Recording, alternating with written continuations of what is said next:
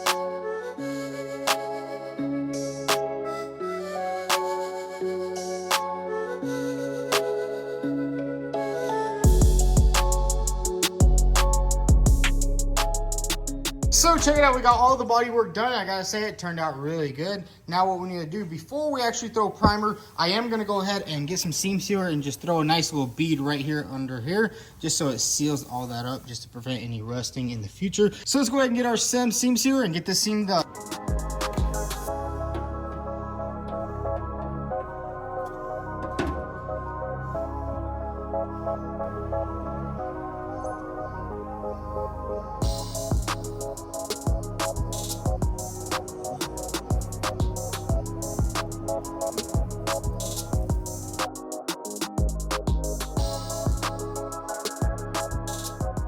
So we got everything nice and seamed up. Now it's time to go ahead and mix up some primer. We will be throwing a little bit of etching primer on all of the metal spots. So let's go ahead and mix up some primer, spray in some etching primer, and then prime everything in. And finally, we'll be done with all the body work over here on the passenger side rocker. I gotta say, this is a lot more work than I thought. You know, when I was buying the car, I thought there was just a small dent in the side, but it turns out it was a lot worse than that. But anyways, let's go ahead and mix up some primer and get this sucker sprayed in.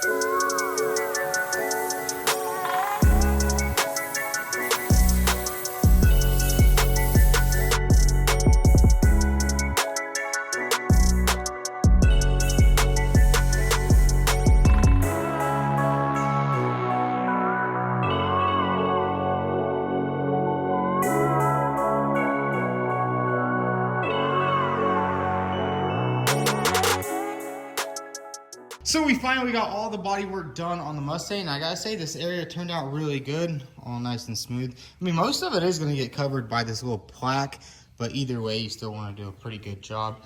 Just so in the future, if somebody ever decides to pop it off and replace it with a different plaque, they're not seeing any bad body work. But now that that is all done, all that's done, all we have to do is wait for that to dry, and then we can start sanding. And the next step, what we're gonna do is we need to go ahead and prep our new hood and our new door. We have to put a little bit of seam sealer down on it. Here is the original hood. You can see there's a nice bead of seam sealer, and I think we're gonna go ahead and get the hood prepped for paint and the back of the door and also the fender.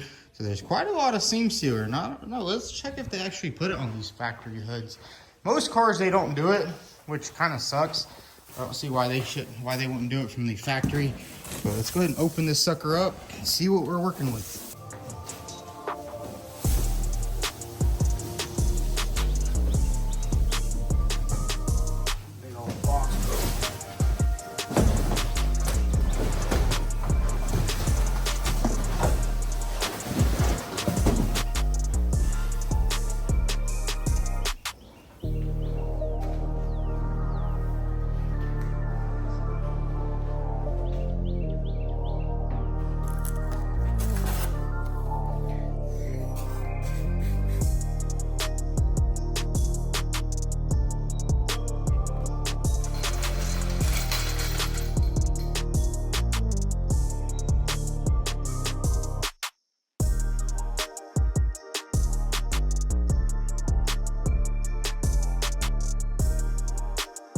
So we got the hood and the door on some stands. I also went ahead and removed the little Ford sticker because you definitely don't want to be painting over any of that. And honestly, that's why it's better to buy a used door off a wrecked car instead of buying it from the dealer, because now you have to reapply the seam sealer. I mean, I didn't even know you had to seam up new doors. I thought you could just paint them, and haven't really been doing it, which is kind of bad, because sometimes water can get back between there and kind of start rusting these panels. I mean, not so much on the hood because it is aluminum, but it's kind of crazy. Some aftermarket companies actually do put seam sealer on the hoods already on the doors, but I guess the Ford factory didn't want to do it. But we are going to take a little bit of a stopping point on these parts, but we are getting this piece of machinery sandblasted out here.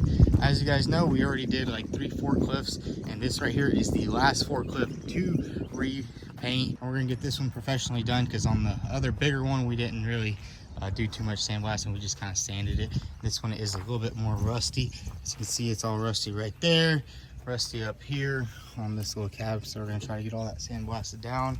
And then if we come to the back, there is a lot of pitting going on over here. How long do you think it'll take? Just a couple hours. A couple hours. Yeah. Not too bad. It's a lot better than sanding it, because on the we did already like 3 forklifts, and we just sanded it with like a DA sander, and it was just horrible. This should get the finish looking a lot better. Yeah, overall the finish. How does the sandblaster work on fiberglass? Does it eat through it, or? You can do it on fiberglass. Just gotta be easier. Turn the pressure down a little bit. Stand back a little farther. Sweet. And what are you gonna use? Glass beads or? Just recycled glass. Yeah. Recycled glass. Sweet. Yeah, it's gonna be much better than sanding it. And then, what do you have to put on it so it doesn't flash rust? Do you have any of that stuff, or? So if you use a wet abrasive, you want to use a rust inhibitor to keep it from flash rusting. But as far as just dry blasting it, you got a good 24 hours or so before it fully rusts or starts flash rusting. Heck yeah. Well, we're gonna let this guy get to work.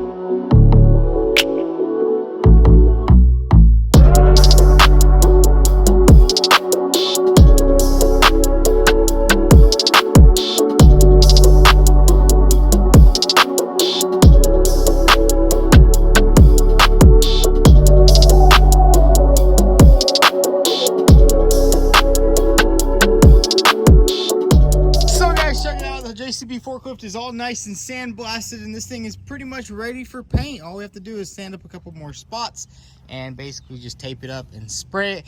And finally, we'll be done doing all these side quests, because man, I gotta say, these forklifts took up so much time, and honestly, I don't even know if it was worth it. But in the end, we did get our own forklift sitting right over there, and it's been a super big help around here at the shop, so that is good to go. But now that this thing is all sandblasted, we'll tape it up and we'll spray it. But anyways, let's get back to work on the Mustang. So let's go ahead and start prepping the door and the hood for some seam sealer. First thing we're gonna do is basically just scuff the entire hood, get this area really nice and scuffed down, get it sanded down. I'll probably go over it with a 400 grit just so the seam sealer has a nice surface to stick to. So let's get straight to it and let's get to sanding.